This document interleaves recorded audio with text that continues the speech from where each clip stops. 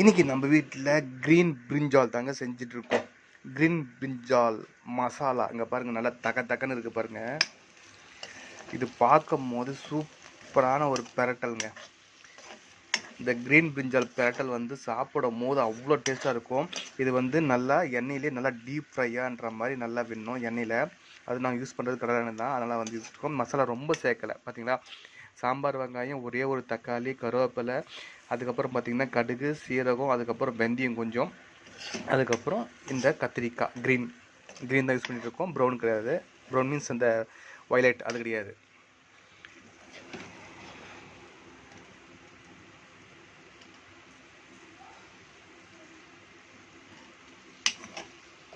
பார்க்கும்போது சாப்பிடணும் போல் டெம்ப்டாக இருக்கும்ல. நீங்கள் இதே மாதிரி செஞ்சு பாருங்கள். ஃபுல் வீடியோ டிஸ்கிரிப்ஷன் கொடுக்குறேன். மறக்காமல் லைக் பண்ணுங்கள், ஷேர் பண்ணுங்கள், சப்ஸ்கிரைப் பண்ணுங்கள்.